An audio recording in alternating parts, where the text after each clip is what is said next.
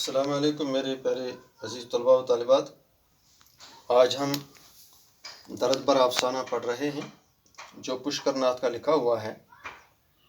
تو آپ صفحہ نمبر 63 نکالیے اور کچھ حصہ ہم نے پڑھ لیا ہے. آج چونکہ ہمارا آن لائن کلاس تھا لیکن بہت سارے بچوں نے کہا کہ ہمارے پاس فون بھی نہیں ہے, اینڈرائڈ فون, اور میں نے کئی بچوں کے ساتھ میں نے فون پر بھی ان کو بلایا لیکن وہ بیچارے وہاں سے کہنے لگے کہ ہمارے پاس فون نہیں ہے. تو غربت کا چونکہ معاملہ ہے. تو پیارے بچوں, اب ہم یوٹیوب لنک کے ذریعے سے آپ کو لیسن پڑھاتے ہیں اور PDF میں ہم آپ کو نوٹس بھی ڈالتے ہیں. آپ ان کو دیکھنے کی کوشش کیجئے اور اپنے کاپی پر نوٹ کرنے کی کوشش کیجئے. چلو آج ہم اس افسانے کا آگے والا حصہ پڑھنے کی کوشش کریں گے. تو صفحہ نمبر 63 آپ دیکھیے. بہرحال رمضان جو نے اپنے بیٹے سمد جو کو اس ہنر کے تمام اسرار و رموز سکھائے تھے اور سمد جو نے آگے چل کر اپنے باپ اور استاد کا نام روشن کیا. بنڈ کے دکاندار حلقوں میں یہ بات مشہور تھی کہ ایک دن سمجھو کے ہاتھ سے بنا ہوا سنہری کلغی والا جنگلی مرغ دیکھ کر ایک انگریز کرنل کی جوان لڑکی نے چٹاک سے اس کے کھردرے میلے کچلے ہاتھوں کو بوسہ دیا تھا. سمجھو اور زیادہ دنوں تک حاجی اسماعیل کا کاریگر بن کر نہ رہ سکا کیونکہ چیزوں کے دام ایک دم بڑھ گئے تھے اور اس کا آبائی مکان جل چکا تھا اور گیلی لکڑی کے کڑوے کسیلے دھوئیں سے اس کی ماں کو شاہی بیماری لگ گئی تھی. ڈاکٹر رالنس کی فیس بلاکاک در اور احمد جو شہداد جیسے رئیس ہی ادا کر سکتے تھے. سمجھو مال بنا کر پہلے تو مختلف دکانداروں کو دیتا رہا, پھر گگری بل کے ہاؤس بوٹوں میں رہنے والے انگریزوں کو بیچتا رہا. پھر ملک آزاد ہونے سے پہلے گورڈن صاحب نے بنڈ پر اپنی سگار اینڈ کینڈمی نامی دکان بڑھا کر ولایت واپس چلے جانے کی ٹھان لی. اتفاق سے یہ خالی دکان سمجھو کو مل گئی. 5-6 مہینوں کے بعد اس دکان پر بورڈ لگ گیا, سمد اینڈ سنز ٹیکسی ڈرمیٹسٹ, اور یہ بورڈ اتنا مشہور ہوا کہ ابھی تک ولایت سے آنے والے سیاح سری نگر میں اس بورڈ کو تلاش کرتے نظر آتے ہیں. پیارے بچوں, آج ہم اس پیراگراف کو, اس نثری حصے کو ہم پڑھنے کی کوشش کریں گے. اس سیاق و سباق کو پڑھنے کی کوشش کریں گے کہ اس حصے میں کیا کہا جاتا ہے. بہرحال رمضان جو نے اپنے بیٹے سمجھو کو اس ہنر کے تمام اسرار و رموز, ایک لفظ آ گیا یہاں اسرار و رموز, اسرار سر کی جمع,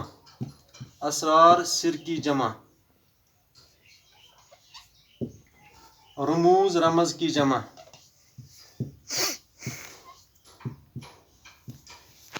یعنی فن کے جتنے بھی اصول ہیں, ہر کاریگر کے فن کے اصول ہوتے ہیں, اس کے اسرار و رموز جو ہوتے ہیں وہ سکھائے جاتے ہیں. تو رمضان جو نے اپنے بیٹے سمد جو کو اپنے فن کے تمام اصولوں کو سکھایا تھا, تمام اسرار و رموز کو سکھایا تھا, تمام تر ان چیزوں کو سکھایا تھا.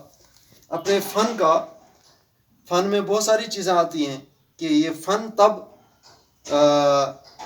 شہرت پاتا ہے جب اس فن کے اصول مضبوط ہوں گے, اس کا سکھانے والا بھی فنکار ہوگا, اس کے اسرار و رموز, اس کے اصول و آداب اور اس کے سارے وہ چیزیں جو اس فن میں سکھائی جاتی ہیں وہ اس فن کو ترقی دینے میں کام دیتی ہیں. اور سمجھو نے آگے چل کر اپنے باپ اور استاد کا نام روشن کیا. اب جو سمجھو, جو رمضان جو کا بیٹا تھا, اب باپ سے یہ فن سیکھ کر اپنے اس فن میں اتنی مہارت حاصل کی, آگے چل کر اس نے اپنے باپ کا نام روشن کیا, اس کا نام مشہور ہوا. بنڈ کے دکاندار حلقوں میں یہ بات مشہور تھی.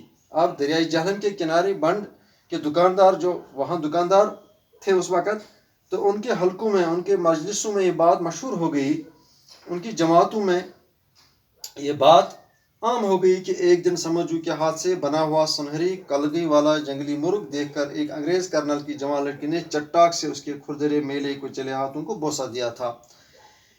کہ کیا کہا جاتا ہے کہ ایک دن جب سمجھو کے ہاتھ سے ایک بنا ہوا, جو سمجھو کا ہاتھ سے بنا ہوا تھا, سمجھو کے ہاتھ سے جو بنا ہوا بہترین سنہری کلگی والا جنگلی مرغ دیکھ کر ایک انگریز کرنل کی جو جوان لڑکی جس نے زور سے اس کے کھردرے اس کے میلے کچلے ہاتھوں کو بوسہ دیا تھا۔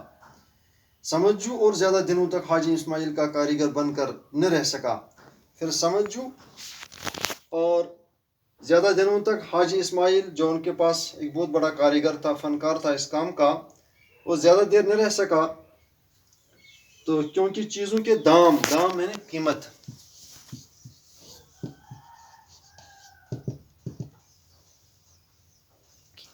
بڑھ گئے تھے اور اس کا آبائی مکان جل چکا تھا۔ چونکہ چیزوں کے دام اس زمانے کے اندر بالکل بڑھ چکے تھے، بہت قیمتی ہو چکے تھے، اور آبائی مکان جو اس کا تھا، آبائی گھر جو تھا وہ جل چکا تھا، اور گیلی لکڑی کے کڑوے کسیلے دھوئیں سے اس کی ماں کو شاہی بیماری لگ گئی تھی۔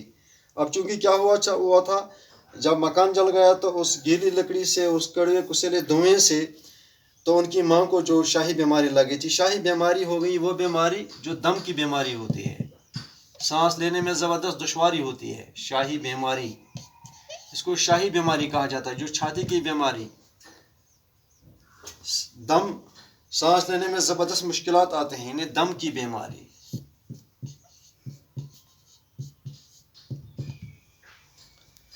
تو ان کی ماں کو یہ ایسی بیماری لگ گئی تھی اس دھوئیں سے۔ ڈاکٹر رالمس کی فیس بلاکاک در اور احمد جو شہداد جیسے رئیس ادا کر سکتے تھے، چونکہ اس وقت کے جو بڑے انگریز ڈاکٹر تھے، ڈاکٹر رالمس، ان کی فیس بہت بڑی ہوئی تھی، وہ کافی فیس لیا کرتے تھے، اور ان کے پاس ان کا اتنا پیسہ نہیں تھا۔ اور احمد جو اس وقت کا بڑا رئیس تھا، بڑا مالدار آدمی تھا، دولت مند آدمی تھا، وہی کر سکتے تھے۔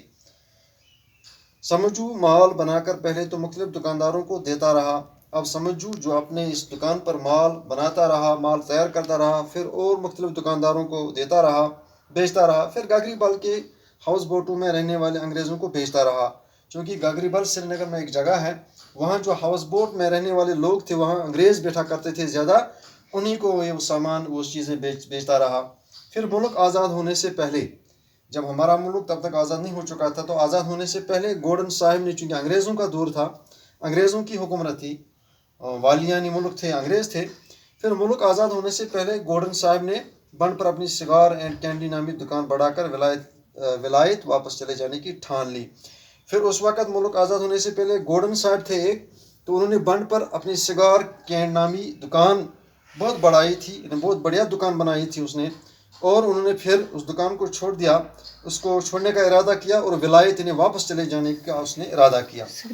ارادہ کرنا، اتفاق سے یہ خالی دکان سمجھو کو مل گئی۔ اب یہی دکان جو تھی اس گورڈن صاحب کی، تو یہ سمجھو کو مل گئی۔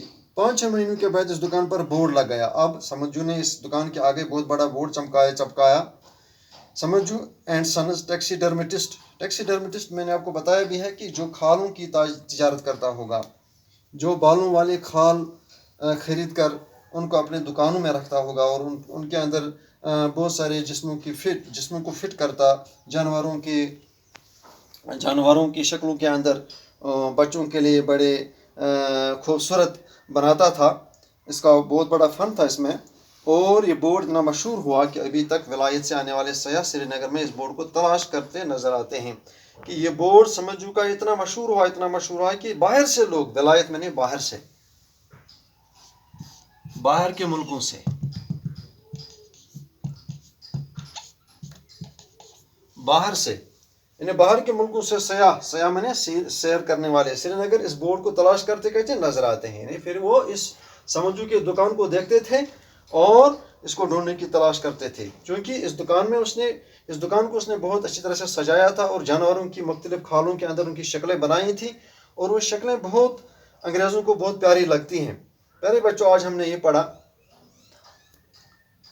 تو کل انشاءاللہ ہم آگے پڑھنے جا رہے ہیں۔ آج ہم نے ایک حصہ اس کا پڑھ لیا، ایک بڑا پیراگراف اس سبق کا، درد کا مارا افسانہ کا۔ تو انشاءاللہ کل ہم آگے پڑھنے کی کوشش کریں گے، آپ بھی اپنی کتاب کی طرف پوری توجہ رکھیں گے انشاءاللہ۔